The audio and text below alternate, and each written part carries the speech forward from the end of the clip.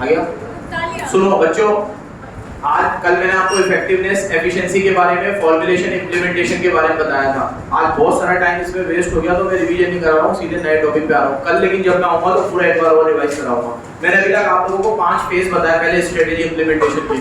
Vision develop करो, ठीक है, एनवायरनमेंट को स्कैन करो, ठीक है, उसमें इंटरनल एक्सटर्नल एनवायरनमेंट, फिर पॉलिसी को फॉर्मुलेट करो, फिर पॉलिसी को इंप्लीमेंट करो, पॉलिसी को इवैल्यूएट करो। जिसमें इस चैप्टर पे फोकस रहेगा फॉर्मुलेशन और इंप्लीमेंटेशन पे। कल हमने फॉर्मुलेशन और इंप्लीमेंटेशन के अंदर क्या फर्क होता है ये अच्छे से समझ लिया।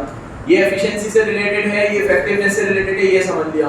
कल मैंने ये भी बता दिया आपको कि फॉर्मुलेशन और इंप्लीमेंटेशन में क्या रिलेशनशिप है। एक बिगड़ेगा या तो दूसरा बिगड़ेगा, ये जरूरी नहीं है। ये अच्छा है तो ये अच्छा ही रहेगा, ये भी जरूरी नहीं है, ठीक है। दोनों खराब हो ये भी हो सकता है और दोनों अच्छे हो ये भी हो सकता है। इस तरीके के 4 अपन लोगों ने चीजें देखी थी कि सिनेरियो 1, सिनेरियो 2, सिनेरियो 3, सिनेरियो 4। जहां पर फॉर्मुलेशन में कोई फ्लो है लेकिन यहाँ पे इंप्लीमेंटेशन अच्छा है, कहीं पे फॉर्मुलेशन अच्छी थी लेकिन इंप्लीमेंटेशन में फ्लो है। एग्जांपल के साथ सारी चीजें कल अपन ने समझी थी, ठीक है। इसको रिकॉल अपन लोग कल करेंगे। आज सीधे मैं नए टॉपिक पे आ रहा हूँ। पहले लिंकेजेस यहाँ से शुरू करना है। Linkages and issues, linkages and issues. अभी भैया मैंने कोई फॉर्मुलेट कर ली स्ट्रेटेजी, कॉस्ट लीडरशिप की स्ट्रेटेजी बना दी है मुझे कि मेरे को पूरी इंडस्ट्री में कॉस्ट लीडर बनना है, ठीक है। जैसे वॉलमार्ट का एग्जांपल दिया था कि उससे कम कॉस्ट किसी की नहीं है, ठीक है। तो वॉलमार्ट ने कॉस्ट लीडरशिप के ऊपर शुरू से काम किया है, ठीक है। कस्टमर सेटिस्फेक्शन पे सब लोग काम कर रहे हैं, ये उनकी स्ट्रेटेजी, आईफोन की स्ट्रेटेजी, ठीक है। कि कुछ ऐसी चीज देंगे कि कस्टमर एकदम सेटिस्फाई होके जाएगा कि ज्यादा पैसा भी दिया है ना तो कम से कम वैल्यू देंगे उन्हें, ठीक है। और यहाँ पे है कि कॉस्ट लीडरशिप, मैकडॉनल्ड का भी शुरू से कॉस्ट लीडरशिप है, आज तक भी कॉस्ट लीडरशिप है। किसी को ये विश्वास कम होगा कि मैकडॉनल्ड कॉस्ट लीडरशिप पे काम करता है। लोग मैकडॉनल्ड में ज्यादा प्रेस्टीज से जोड़ते हैं क्योंकि हम सीधा ठेले वाले से कंपेयर कर लेते हैं।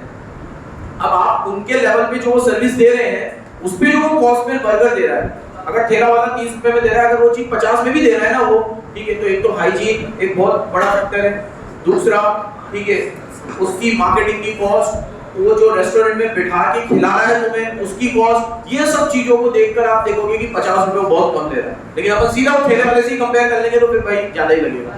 लेकिन बहुत कम लोगों को पता है कि बरसों से मैकडॉनल्ड की स्ट्रेटेजी कॉस्ट लीडरशिप रही है, बरसों से, आज से नहीं बरसों से।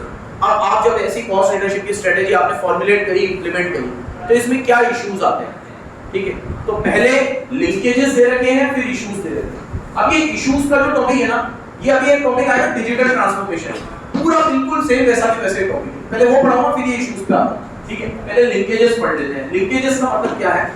मैंने सोच लिया कि मेरे को कॉस्ट लीडरशिप फॉलो करनी है, इंप्लीमेंट भी कर दी मैंने। तो अब इसमें 2 तरह के लिंकेजेस होंगे, फॉरवर्ड लिंकेज और बैकवर्ड लिंकेज। फॉरवर्ड लिंकेज क्या कि एक बार मैंने कोई स्ट्रेटेजी इंप्लीमेंट कर ली ना तो मेरे स्टाफ को, मेरे से जुड़े हुए कस्टमर को, एम्प्लॉइज को, सबके दिमाग में अब ये बिठाना पड़ेगा कि देखो भैया अपन लोग ये स्ट्रेटेजी ला चुके हैं, अब तुम्हें इसके साथ इंटीग्रेट होना पड़ेगा क्योंकि हम इसे इंप्लीमेंट कर चुके हैं। तो ये फॉरवर्ड इंटीग्रेशन कि सिर्फ स्ट्रेटेजी को इंप्लीमेंट करना जरूरी नहीं है, लोगों के दिमाग में घर घर जानी चाहिए कि देखो भैया अब ये स्ट्रेटेजी मैकडॉनल्ड सोच चुका है कि कॉस्ट लीडरशिप पे काम करेंगे। अब उसके एम्प्लॉय को हर जगह को पता होना चाहिए कि भैया हम कॉस्ट लीडरशिप पे काम कर रहे हैं, तो कोई भी जगह की एक्स्ट्रा कॉस्ट नहीं लगनी चाहिए, नहीं तो ऊपर से टॉप मैनेजमेंट डंडा करेगा। तो फॉरवर्ड इंटीग्रेशन मतलब इंप्लीमेंट करने के बाद उसको पूरे ऑर्गेनाइजेशन पे अप्लाई करना, ये फॉरवर्ड हो गया। बैकवर्ड क्या है कि जो भी स्ट्रेटेजी मैं बना रहा हूं वो मेरी पहले की स्ट्रेटेजी से इंटीग्रेटेड होनी चाहिए, ये बैकवर्ड इंटीग्रेशन है। जैसे आप में कोई नई चीज लेकर आ रहा है तो कई बार क्या होता है कि वो नई चीज पुरानी चीज से लिंक्ड ही होती है, वो बैकवर्ड इंटीग्रेशन है। एकदम एंटायरली मैं पूरी ऑर्गेनाइजेशन को शुरू से एंड तक चेंज करना चाहता हूं तो दैट्स अ डिफरेंट थिंग। फिर वहां पे तो मैं पूरा क्या बोलते हैं उसे, रिवॉल्यूशन लेकर आऊंगा, वो एक अलग चीज है। बाकी मैं जितनी भी स्ट्रेटेजी लाता हूं ना वो पुरानी स्ट्रेटेजी से लिंक्ड ही होती है, तो ये बैकवर्ड इंटीग्रेशन है। और जो मैं ला रहा हूं वो आगे तक भी मुझे अप्लाई करना है, फॉरवर्ड इंटीग्रेशन। एक एग्जांपल से और समझाता हूं मैं आपको। आप लोगों को मैं सीए वाला एग्जांपल दे रहा था कि आप लोगों ने भैया स्ट्रेटेजी बना ली, ऐसे ऐसे पढ़ाई करनी है हमें, ठीक है। अब इसमें फॉरवर्ड और बैकवर्ड क्या हुआ कि आपने सुबह जल्दी उठने का टाइम टेबल बनाया और रात को जल्दी सोने वाला बनाया, तो आपने अपनी स्ट्रेटेजी ये क्यों रखी? क्योंकि आपकी ऑलरेडी सुबह जल्दी उठने की आदत है, तो ये बैकवर्ड इंटीग्रेशन हुआ। मतलब जो आपकी आदत है वो आपने अपनी स्ट्रेटेजी में भी दर्शाई, क्योंकि मेरी जल्दी उठने की आदत है तो मैं सुबह ज्यादा पढ़ूंगा, रात को कम पढ़ूंगा, क्योंकि मैं जल्दी उठता हूँ। अब मैं वही जो उठ के जो भी कुछ करता हूँ वो ना करके पढ़ाई करूंगा, तो ये मेरी स्ट्रेटेजी बन गई और ये मेरी पुरानी वाली आदत से लिंक्ड भी हो गई, तो ये बैकवर्ड इंटीग्रेशन। फॉरवर्ड क्या है कि अब मैंने स्ट्रेटेजी बना ली कि मेरे को रोज 15 घंटे पढ़ना है। अब 15 घंटे पढ़ना है तो 15 घंटे पढ़ने के लिए मैं जो भी आगे काम करता था पहले कि मैं इतनी देर खेलता था, इतनी देर टीवी देखता था, मैं वो सब चीजें बंद करने वाला हूँ, ठीक है? क्योंकि मेरी स्ट्रेटेजी फिर फॉर्मुलेट ही नहीं हो पाएगी, फॉर्मुलेट तो हो जाएगी, इंप्लीमेंट नहीं हो पाएगी। इंप्लीमेंट करने के लिए मुझे वो सब आदतें छोड़नी पड़ेगी, ये मेरा फॉरवर्ड इंटीग्रेशन। तो मैं अपनी स्ट्रेटेजी से जोड़ने के लिए आगे के कोई काम कर रहा हूँ वो फॉरवर्ड इंटीग्रेशन, पुराने कामों को देखकर ही अपनी स्ट्रेटेजी बना रहा हूँ ये बैकवर्ड इंटीग्रेशन। ये दो तरह के लिंकेजेस होते हैं आपकी इंप्लीमेंटेशन में, कि जब भी आप कोई स्ट्रेटेजी को इंप्लीमेंट करते हो तो उसमें आप बैकवर्ड इंटीग्रेशन का भी ध्यान रखो, फॉरवर्ड इंटीग्रेशन का भी ध्यान रखो। एक बार फिर रिपीट कर देता हूँ, सुबह का शेड्यूल इसलिए बनाया क्योंकि सुबह जल्दी उठने की आदत थी, ये बैकवर्ड इंटीग्रेशन। किसी लोगों की आदत नहीं होती सुबह जल्दी उठने की, ठीक है? मैंने बहुत सारे बच्चों को देखा तो वो रात को ही ज्यादा पढ़ते हैं, ठीक है? वो 1-2 बजे तक, 3 बजे तक, 4 बजे तक पढ़ेंगे, क्योंकि उनके लिए 5 बजे 6 बजे उठना मुश्किल है। और वाकई में सही भी। फिर हम कुछ बच्चे बोलते हैं मेरे से आगे, सर हमें जल्दी उठ के पढ़ना चाहिए कि रात को लेट तक पढ़ना चाहिए, मतलब दोनों में से क्या अच्छा होता है? तो बोलता हूँ मेरे को तो सुबह उठ के जल्दी अच्छा रहता था, क्योंकि शुरू से मेरी आदत उस तरह की रही है। तो मेरे को पढ़ाई में खेलने जाते थे तब से एक आदत लगी हुई है, ठीक है? तो मेरे लिए अगर कोई पूछेगा तो मैं तो सुबह बोलूँगा। मुर्तुजा सर और इनको रात को ज्यादा पढ़ने की आदत थी, ठीक है? तो ये रात को वो तरीके से राय देंगे। तो ये जब स्ट्रेटेजी बनाएंगे तो ये अपने कंफर्ट जोन से बाहर नहीं निकलेंगे, ये उस तरीके का स्ट्रेटेजी बनाएंगे, मैं मेरे कंफर्ट जोन वाला बनाऊंगा। तो ये बैकवर्ड इंटीग्रेशन। और अब बनाने के बाद आपको पूरे ऑर्गेनाइजेशन में वैसा चेंज लाना पड़ेगा, ये फॉरवर्ड इंटीग्रेशन। फॉरवर्ड और बैकवर्ड पढ़ो एक बार, देखो यहां से टिक करना, यहां से टिक करना। With the formulation of new strategy, जैसे ही आप कोई नई स्ट्रेटेजी बनाते हो या किसी एक्सिस्टिंग स्ट्रेटेजी को रीफॉर्मुलेट करते हो, ठीक है, तो आपके ऑर्गेनाइजेशन में बहुत सारे चेंजेस करने पड़ते हैं, जैसे कि लीडरशिप का स्टाइल चेंज करना, ठीक है, और रिक्वायरमेंट्स लेकर आना कोई चीज की, कोई रिसोर्सेज डेवलप करना, ये सब करना पड़ेगा आपको। तो ये फॉरवर्ड लिंकेजेस है। ये क्या है? Forward linkages. तो इसको शॉर्ट में बोलूं तो स्ट्रेटेजी इंप्लीमेंटेशन के बाद होते हैं। क्या होते हैं ये? स्ट्रेटेजी इंप्लीमेंटेशन के बाद। तो वो क्या होगा? फॉरवर्ड, बाद में होंगे। अब बैकवर्ड में टिक करो।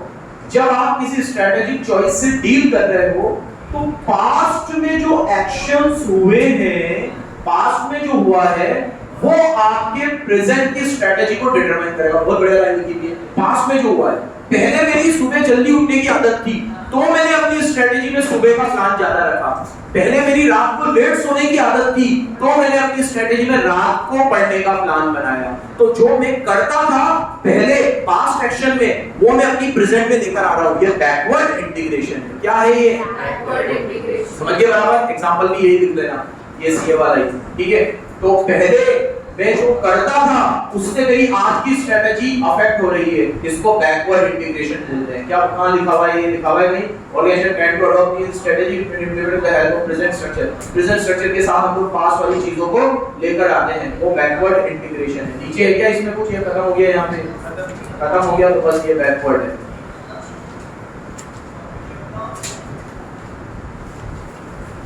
अब एक टॉपिक दे रखा तुम्हें इश्यूज, ठीक है, कि मैं कोई स्ट्रेटेजी को इंप्लीमेंट कर रहा हूं तो क्या क्या इश्यूज आएंगे, ठीक है? तो इस इश्यूज के बाद जस्ट बाद, ये एक पेज का है पूरा, और इसके जस्ट बाद आपको दे रखा है डिजिटल ट्रांसफॉर्मेशन। तो ये डिजिटल ट्रांसफॉर्मेशन में यही बताया है कि हम स्ट्रेटेजी को इंप्लीमेंट करते हैं तो उसे पूरी ऑर्गेनाइजेशन को कैसे बनाना पड़ता है उसके लिए। तो ये डिजिटल ट्रांसफॉर्मेशन का टॉपिक पढ़ने के बाद वो इश्यूज में जो भी कुछ लिखा हुआ है वो रिपीटेड लगेगा। तो पहले ये पढ़ाऊंगा फिर उसे रीड करेंगे। How strategic change through digital transformation. इसको पहले पूरी केस स्टडी से समझेंगे। यहाँ देखो सामने, अभी हम कोई भी स्ट्रेटेजी को फॉर्मुलेट करके इंप्लीमेंट कर रहे हैं, तो स्ट्रेटेजी को इंप्लीमेंट करना किसी भी ऑर्गेनाइजेशन में सबसे मुश्किल काम होता है। चैप्टर भी इंप्लीमेंटेशन के ही ऊपर है, क्योंकि मुंह से बोलना बहुत आसान होता है और करना बहुत मुश्किल होता है। तो ऑन पेपर तो सब चीजें बन गई, अच्छी भी बन गई, अच्छी बनी, खराब बनी, जो भी बनी, अब इम्प्लीमेंट करना है। तो इसको स्ट्रेटेजिक चेंज बोलते हैं कि आप ऑर्गेनाइजेशन में लोगों के दिमाग में कैसे फिट करेंगे कि जो हमने बनाया है अब तुम्हें उस पर अमल करना है। ठीक है, जैसे इसका एक बेस्ट एग्जांपल देता हूँ कि जब कोविड आया तो कोविड में वर्क फ्रॉम होम का स्ट्रेटेजी आया कि आपको घर से काम करना है। तो घर से काम करने के लिए लोगों को, एम्प्लॉय को कैसे बनाएंगे, कैसे उनको रिसोर्स देंगे। बोला कि भैया जूम पे आईडी बना लो। पहले तो मैं मेरे बिजनेस की बात करूँ, ठीक है, सारे बच्चों को बोला भाई जूम पे आईडी बनाओ। एक डिस्कॉर्ड करके ऐप था, हमने उस पे भी पढ़ाया कि वो डाउनलोड करो, उस पे कुछ चीजें पढ़ाएंगे। ठीक है, फिर हमने खुद अपने रिसोर्स डेवलप करे, ये कुछ भी नहीं था, ये सब चीजें लेकर आए। हमें खुद ही ऑनलाइन कुछ आता नहीं था, YouTube पे आज तक हमने सिर्फ वीडियो देखी थी, अपलोड कभी नहीं करी थी। ठीक है, तो पता थोड़ा ऊपर ले लें इसको यार, सब चीजें देखो, छोटी छोटी चीजें बतानी पड़ती, ये स्ट्रेटेजिक चेंज है। तो भैया आपको ये ट्रांसफॉर्मेशन लाना पड़ेगा अपने अंदर। अभी इसमें कोविड का एग्जांपल अपन कंटिन्यू करेंगे कि अब मुझे पता चल गया भैया कि मेरे को ऑनलाइन क्लासेस लेनी है कोविड में, या मेरी कोई ऑर्गेनाइजेशन है और मुझे अपने एम्प्लॉय से वर्क फ्रॉम होम करवाना है, दोनों में यही है। अब ये ट्रांसफॉर्मेशन मुझे लेकर आना है, अब ये स्ट्रेटेजी मुझे इंप्लीमेंट करनी है। तो ऊपर जो टॉपिक छोड़ा उसका नाम था इश्यूज, कि क्या इश्यूज आएंगे इसमें, और इसमें दे रखा है कि इसको किस तरीके से इंप्लीमेंट करें डिजिटल ट्रांसफॉर्मेशन से। ये दोनों टॉपिक में एक ही बातें लिखी हुई है, अभी जब आप पढ़ेंगे तो क्लियर हो जाएगा। देखो इधर, अब मैंने सोच लिया कि मेरे को वर्क फ्रॉम होम करना है या मेरे को ऑनलाइन क्लासेस लेनी है। ऑनलाइन क्लासेस लेनी है तो मुझे पहले अपने कस्टमर को समझाना पड़ेगा, तुम लोगों को, मेरे एम्प्लॉय को समझाना पड़ेगा, मुझे खुद पहले समझना पड़ेगा। ये सारी चीजें मुझे अब अपनी ऑर्गेनाइजेशन में ट्रांसफॉर्म करनी है। ये स्ट्रेटेजिक चेंज है। तो कैसे करूंगा मैं? इसमें एक बंदा है, उसने अपनी एक थ्योरी दी है कि इसको इस तरीके से आप करो, जब भी कोई नई स्ट्रेटेजी लेकर आओ ये स्टेप्स फॉलो करो। वो स्टेप्स की बात करेंगे, पहले इसमें जनरल बात करते हैं। स्ट्रेटेजिक चेंज का मतलब देखो क्या होता है। The changes in the environmental forces require business to make modification in their existing strategy and bring out the new strategy. इसको strategic change बोलते हैं। जब भी आप कोई नई स्ट्रेटेजी लेकर आते हो तो उस स्ट्रेटेजी को आपकी ऑर्गेनाइजेशन में पूरा इंप्लीमेंट करवाना पड़ता है, और वो ऐसे हो नहीं जाता। लोग पुरानी चीजों से बहुत ज्यादा अटैच होते हैं, उनमें नयापन लाना सबसे मुश्किल काम है, सबसे मुश्किल। किसी के माइंडसेट को चेंज करना सबसे मुश्किल है। किसी को किसी चीज को लेकर ये समझाना कि ये चीज तुम्हारे लिए अच्छी है, ये मुश्किल काम है। ठीक है, अब वो मुश्किल काम को किस तरीके से आसान बनाया जा सकता है, इसकी कुछ स्टेप देते हैं। लेकिन देखो, ये चीज जितनी थ्योरी में बोली है, प्रैक्टिकली उतनी ही काम की है। अगर तुम इनकी स्टेप्स को देखो तो तुम किसी भी स्ट्रेटेजिक चेंज के लिए ये चीज अप्लाई कर सकते हो। जैसे कहते हैं, एग्जांपल देखो कि अभी मान लो कि ये नवलीन है, ठीक है, इसके घर में एक प्रथा है कि सबने आज तक अरेंज मैरिज ही करी है, ठीक है, इसको लव मैरिज करनी है, ठीक है। अब ये बहुत मुश्किल काम है, इसकी पीढ़ियों में किसी ने नहीं किया है। चाचा चाची, ठीक है, बड़े ताऊ जी, बाऊ जी के ताऊ जी, जितनी भी मतलब वो कंपनीज एक में 22 रिश्तेदारियां बता रखी है, वो 22 के 22 रिश्तेदारियों में कभी आज तक किसी ने ये स्टेप नहीं ली, इसको ले लिए। ठीक है, अब ये स्ट्रेटेजिक चेंज है जो इसको लाना पड़ेगा। अब अगर ये स्ट्रेटेजिक चेंज के लिए घर वालों से डायरेक्ट बोल दे तो खटाक दो पड़ेंगे। ठीक है, अब इसके लिए क्या करना पड़ेगा? एक माहौल क्रिएट करना पड़ेगा। ठीक है, लव को अरेंज में कन्वर्ट करवाना पड़ेगा। देखो ये बिल्कुल वो है, मतलब सब सोच के बैठी है बेटा, तेरी अरेंज भी मुश्किल से होगी। तो अब इसमें स्टेप देखो क्या है, ये क्या स्टेप फॉलो करेगी, कौन? हमारी नवली। ठीक है, पहले recognise the need for change. ठीक है, ये पहले अपने घर वालों को ये विश्वास दिलाएगी कि चेंज की जरूरत क्यों है। जैसे बोलेगी कि देखो ताऊ जी ने अरेंज करी थी, वहाँ लड़ाई होती है, यहाँ अरेंज करी थी, यहाँ लड़ाई होती है, यहाँ पे अरेंज करी थी तो दहेज आया नहीं, ठीक है, और इधर अरेंज करी थी तो दहेज ज्यादा चला गया। ठीक है, तो इन सब चीजों में क्या प्रॉब्लम ही प्रॉब्लम हुई है। ठीक है, अब मैं जो कह रहा हूँ, ठीक है, मैं जो कह रही है, ठीक है, अपन लोगों को चेंज करना चाहिए, ये प्रथा को चेंज करना चाहिए, ठीक है। मैं नहीं कह रहा हूँ मेरे केस में चेंज करो, लेकिन पहले उनको ये विश्वास दिलाओ कि चेंज तो होना चाहिए। Recognise the need for change, पहली स्टेप आपकी ये होनी चाहिए। डायग्नोज विद द फैक्ट, इसका न्यूमेरिक बनाने के अपन ये पॉइंट याद रखना। Recognise the need for change, क्या टॉपिक पढ़ा रहा हूं मैं तुम्हें कि अगर हमें कोई स्ट्रेटेजिक इंप्लीमेंटेशन करना है तो अपने ऑर्गेनाइजेशन में उसे किसे इंप्लीमेंट करना चाहिए। तो पहला हम लोगों ने देखा, पहले उनके दिमाग में क्या डालो, recognise the need for change, कि हमें चेंज क्यों करना है, ठीक है। अभी से मैं तो कोई भी एग्जांपल, ये भी एग्जांपल अपन कंटिन्यू रखेंगे, ये मेरा वाला, ठीक है। मैंने बच्चों को कैसे कॉन्फिडेंस में दिया, देखो बेटा पहला लॉकडाउन जब लगा, पहला एकदम फर्स्ट, तो 8-10 दिन या 14 दिन की बात हुई थी उसमें, तभी मैंने बोल दिया था कि बेटा ये कोई 14 दिन का खेल नहीं है, क्योंकि दूसरी वेस्टर्न कंट्रीज में अपन देख चुके थे कितना लंबा लग चुका है, कितनी जाने जा रही है। तो मैंने कहा 14 दिन तो कुछ नहीं है, कब तक चलेगा कुछ भरोसा नहीं है। एक दिन का ब्रेक लिया था, बस एक दिन। दूसरे दिन मैंने उनको कहा अपन कुछ और तरीका ढूंढ लेते हैं पढ़ाई करने का। इंटर वाले बच्चों से कहा 12th का बैच मार्च में स्टार्ट नहीं होता है, ठीक है, फाउंडेशन का बैच भी अप्रैल में स्टार्ट होता है, बीकॉम का भी अप्रैल में होता है। तो मार्च में जब लॉकडाउन लगा था ना, तब एक ही बैच रनिंग था, जैसे तुम लोग अभी आए हो, क्योंकि वो जनवरी के बाद रिजल्ट आते ही फरवरी में स्टार्ट हो जाता है। तो उन लोगों से कहा देखो अपन फालतू फ्री बैठने का कोई मतलब नहीं है, अपन लोग तो शुरू कर देते हैं। उसमें से ही किसी बच्चे ने बताया सर ये गेम की ऐप है डिस्कॉर्ड, इसमें हम गेम खेलते हैं, इसमें आवाज सब आती है, मैसेज भी होते हैं, तो आप पढ़ाते रहना, इसमें लॉ तो पढ़ सकते हैं अपन आराम से, अकाउंट्स वगैरह तो बोर्ड चाहिए, लॉ पढ़ा सकते हो आप इसमें। तो उसमें मैंने पहली बार डिस्कॉर्ड डाउनलोड करके लो, लेकिन ये चीज पहले उनको रिकॉग्नाइज करवानी पड़ेगी, भाई फालतू बैठने से कुछ नहीं होगा, कुछ तो स्टेप लेनी पड़ेगी। तो पहले उन्हें ये विश्वास दिलाओ कि चेंज की जरूरत है, recognise the need for change, ये पहला हो गया।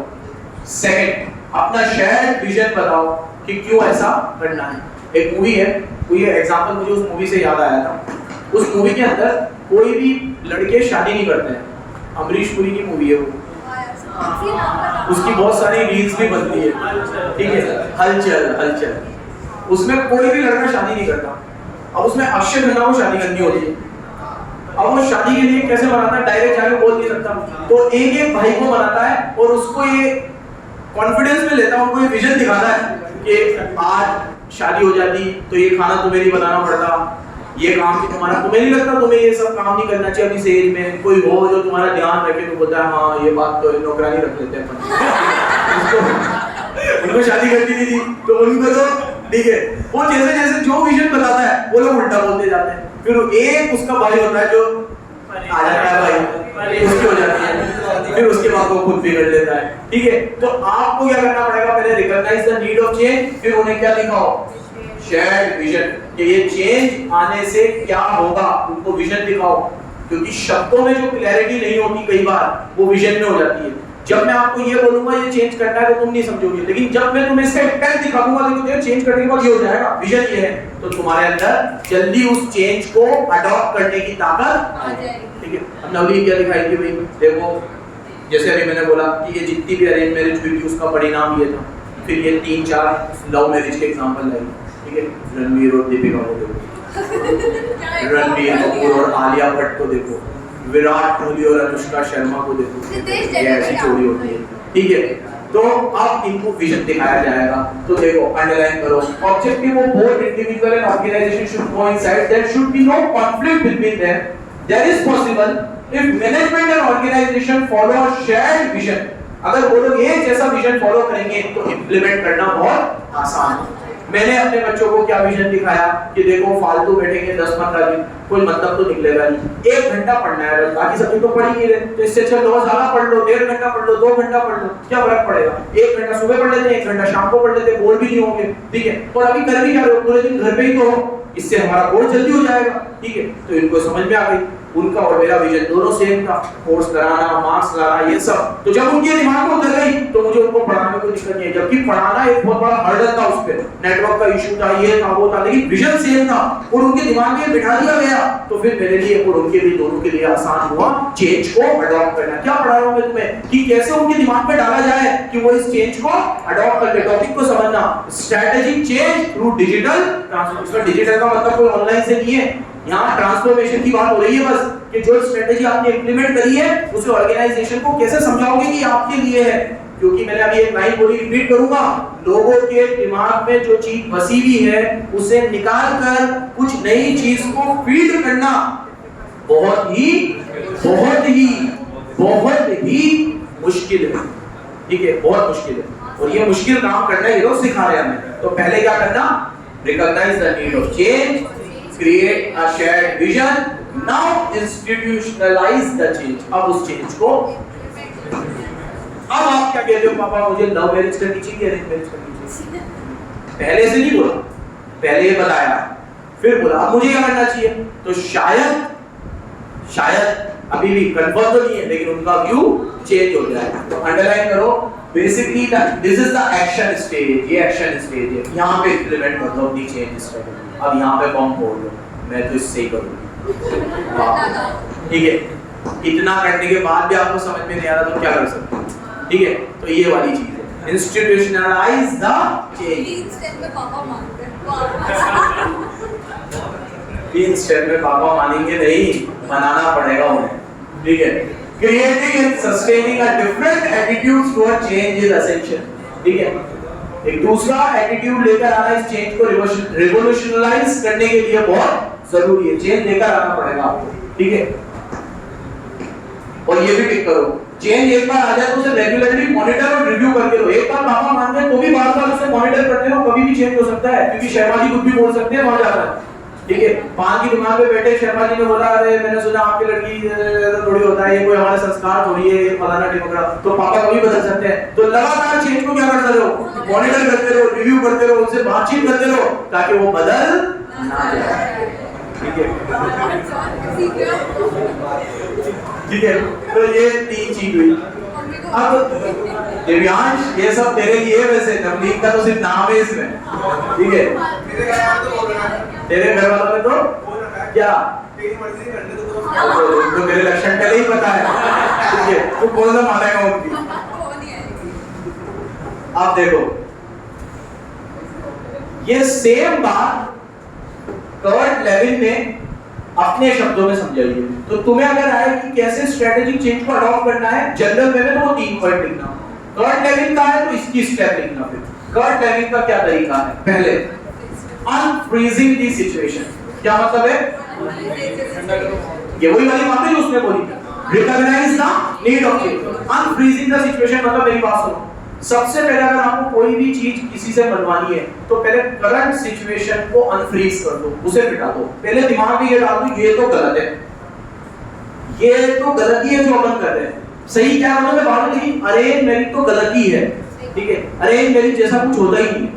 ठीक है, घर पे बैठना तो बेकार ही है, भले लॉकडाउन कितना भी लंबा लगे।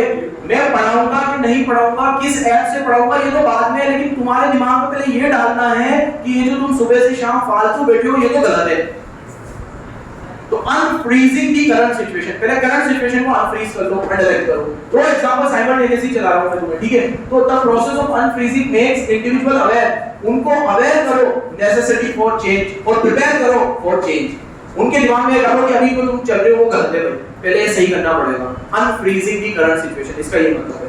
ठीक है, ये भी ठीक करो। Sudden and unannounced change would be socially destructive and moral lowering. अगर आप डायरेक्ट से चेंज लेकर आओगे, पहले उसे अनफ्रीज नहीं करोगे और डायरेक्ट कोई नई बात बता दोगे तो उससे उनका मोरल डाउन हो सकता है, उनको झटका लग सकता है कुछ, इसीलिए ये एग्जांपल दिया मैंने। ठीक है, अगर आप लोग डायरेक्ट से बोलोगे ये पापा ये आपका होने वाला नमाज, पापा इज लाइक हाँ ठीक है, ये करने गई थी, आर्टिकलशिप करने भेजा था, ठीक है, तो इससे झटके लग सकते हैं, इससे मोरल डाउन हो सकता है, ये मत करो। अनफ्रीजिंग दी करंट सिचुएशन। ठीक है, उस मूवी में वो यही करता है। ठीक है, पहले सबको ये दिमाग में डालता है कि शादी की इंपॉर्टेंस क्या है, शादी करना क्यों जरूरी है, उसे करनी है ये नहीं बताता, क्यों जरूरी है ये बताओ। लोगों के दिमाग में पहले डालो चेंज लाना जरूरी है, चेंज तो लाना पड़ेगा। ठीक है, आओ ये दोनों चीजें ठीक कर देना, अनफ्रीज कर दो। अब चेंजिंग द न्यू सिचुएशन, अब नई सिचुएशन को चेंज करने के लिए ये 3 चीजें ध्यान रखना, कंप्लायंस, आइडेंटिफिकेशन, इंटरनलाइजेशन, ये तीनों टिक कर लो। कंप्लायंस, आइडेंटिफिकेशन, इंटरनलाइजेशन, इसका क्या मतलब है? स्ट्रिक्टली इन्फोर्स करो, ठीक है। उनको ये बताओ कि अब हमें चेंज लेकर आना है। पहले हमने ये बता दिया जो हम कर रहे हो वो तो गलत है, उसे तो अनफ्रीज कर दिया। अब सही वाली बात बताओ कि करना क्या है। करना क्या है भैया, इसकी जगह ये स्ट्रेटजी हम लेकर आए हैं। अगर आप फॉलो करोगे तो रिवॉर्ड मिलेगा, नहीं करोगे तो पनिश होंगे, ठीक है। तो कंप्लायंस तो करना पड़ेगा आपको, ठीक है। ये टिक करो, फॉलो करोगे तो रिवॉर्ड मिलेगा और नहीं तो पनिशमेंट मिलेगा, गुड और बैड बिहेवियर। आइडेंटिफिकेशन, अब उन लोगों को देखो who are psychologically impressed। अब जैसे पापा तो इतने कॉन्फिडेंट नजर नहीं आ रहे, लेकिन चाचा उनको समझ में आया कि मम्मी को कॉन्फिडेंस में लेना ज्यादा आसान है। तो पहले ऐसे लोगों को देखो जो हमसे साइकोलॉजिकली अटैच है, ये मान जाएंगे पहले इनको, ठीक है। भाई बहन या बड़े भाई, ठीक है, ठीक है। ताऊ जी के भाई बहन, मतलब ताऊ जी के बच्चे हमारे भाई बहन, ये भी कॉन्फिडेंस में जल्दी आ जाएंगे। तो पहले उन मेंबर्स को देखो जो साइकोलॉजिकली हमारे जैसा सोचते हैं, ठीक है। उनको आइडेंटिफाई करके अपनी टीम में ले लो पहले, ठीक है। और फिर internalisation involves some internal changing of the individual's thought process in order to adjust। अब फिर उनके thought process को भी चेंज करो, जो मेन है मतलब पापा, उनको भी चेंज करो, भैया ये चीज ये है, मेरे को ऐसे नहीं ऐसे करना है। और रीफ्रीजिंग, पहला था एक तरीके से डीफ्रीजिंग और ये हो गया रीफ्रीजिंग। रीफ्रीजिंग मतलब एक बार आपने चेंज लेकर आ गए, अब वो नॉर्मल हो जाएगा। अब इसके घर में सबकी लव मैरिज होगी, एक ने कर दी ना, ठीक है, प्रथा चलानी होगी बस। एक बार आपने एक को कन्विंस कर लिया और वो चेंज आप लेकर आ गए, तो रीफ्रीजिंग का मतलब है कि अब ये चीज नॉर्मल हो जाएगी। अब आपको ये चेंज को, अब एक बार हमने ऑनलाइन क्लास ले ली, एक बैच को कन्वर्ट कर दिया, उसके बाद मैंने 12th का बैच शुरू किया, ठीक है। उसके बाद मैंने सीए फाउंडेशन का बैच शुरू किया। हर एक को मेरे को डिस्कॉर्ड में पढ़ाने में कोई मुश्किल नहीं आई, सबको मैंने कहा ये डाउनलोड करो, फिर जूम डाउनलोड करो। उनको पता था मेरा एक बैच ऑलरेडी इस तरीके से पढ़ रहा है, तो जब अब नया आया तो उनको कुछ नया नहीं लगा, क्योंकि उनको मैंने ये कॉन्फिडेंस में डाल दिया, देखो ऑलरेडी मैं एक को पढ़ा रहा हूं, जिनको पढ़ा रहा हूं तुम्हें भी पढ़ा सकता हूं। फिर मेरे सारे ही बैच लग गए। और कोविड में हमने एक, इस बात का बहुत खुशी है मुझे, एक दिन का भी हमने टाइम वेस्ट नहीं किया। एक दिन का लोगों के लिए लॉकडाउन होगा कि वो लोग खा रहे होंगे, पी रहे होंगे, स्टेटस लगा रहे होंगे, ठीक है, जो भी कुछ कर रहे होंगे। हमने तो लॉकडाउन में सबसे ज्यादा मेहनत करी। इनफैक्ट मैंने अपनी जिंदगी का सबसे बड़ा बैच ही लॉकडाउन में पढ़ाया है। एक बैच मेरा जो बना था सीए फाउंडेशन का शायद, ठीक है, 70 के अराउंड स्टूडेंट थे। वो शायद अभी किसी भी बैच में कभी 70 पहुंचा ही नहीं, ठीक है। वो उसी साल में पहुंचा था, ठीक है। एक बच्चे को जोड़ने के लिए जहां कोई आता उसको रात को 10-10 बजे भी पढ़ाया, क्योंकि कोई टाइम तो लिमिटेशन था ही।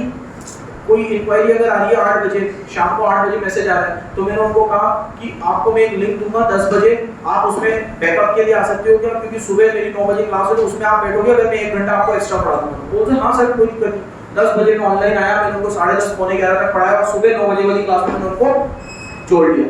कोई दिक्कत नहीं आई। दिक्कत मेरे को सिर्फ आई अपनी मेहनत से रिलेटेड, इम्प्लीमेंटेशन में कोई दिक्कत नहीं आई, क्योंकि वो चेंज जब तक रीफ्रीज हो चुका था। एक बार ये सब कर लिया आपने तो रीफ्रीज हो जाएगा, बैक टू नॉर्मल हो जाएगा। अंडरलाइन करो, when new behavior become a normal way to life। रीफ्रीजिंग का मतलब होता है जब नई चीज आपकी जिंदगी का पुराना हिस्सा बन जाती है। नई चीज पुराना हिस्सा बन जाती है, मतलब जो आप चेंज लेकर आए हो अब वो नॉर्मल हो जाएगा। अब उनको लगेगा ये कोई चेंज है ही नहीं, क्योंकि सारे एम्प्लॉय इसी में ढल चुके हैं। अब अगर किसी एक को भी मैंने बना दिया, 5 को भी मैंने बना दिया वर्क फ्रॉम होम के लिए, तो नए भी आएंगे तो वर्क फ्रॉम होम करेंगे, क्योंकि उनको मैंने इस माहौल में ढाल दिया। ये है रीफ्रीजिंग। समझ में आया? ठीक है। ये भाई का नाम याद रखना, मैं बार-बार भूल जाता हूं। कर्ट लेविन, क्या नाम है? Kurt Lewin. 3 स्टेप है, कोई न्यूमेरिक नहीं करना, तो सीधे याद हो जाएगी। अनफ्रीजिंग द करंट सिचुएशन, फिर चेंज में 3 स्टेप में करना, पहले कंप्लायंस, आइडेंटिफिकेशन, इंटरनलाइजेशन और लास्ट रीफ्रीजिंग। ठीक है, अनफ्रीजिंग पहली है, अनफ्रीजिंग मतलब एक तरीके से डीफ्रीजिंग, और लास्ट में है रीफ्रीजिंग। किसने दिया है ये? कर्ट लेविन ने। ठीक है, और अगर कर्ट लेविन का नाम ना है, ये चीज नॉर्मल शब्दों में समझे तो भी यही पढ़ा हमने कि पहले रिकॉग्नाइज द नीड, पहले उनके दिमाग में डालो कि चेंज क्यों जरूरी है, रिकॉग्नाइज द नीड, फिर उनको अपना शेयर्ड विजन बताओ जिससे कि वो अपनी आपकी टीम में आ जाए, और इंस्टीट्यूशनलाइज द चेंज, या इसको सरल भाषा में इंप्लीमेंट दी चेंज कर लो। ये क्या शब्द दिया है मैंने? इंप्लीमेंट दी चेंज। अब जो चेंज आप लाना चाहते हो वो आप देखो। समझ में आया बच्चों? ठीक है। अब ये डिजिटल ट्रांसफॉर्मेशन जो आपने किया ये आने लायक नहीं है, बस ऐसे ही पढ़ लो इसको। ये जो डिजिटल ट्रांसलेशन आपने किया है, ठीक है, क्या होगा इससे?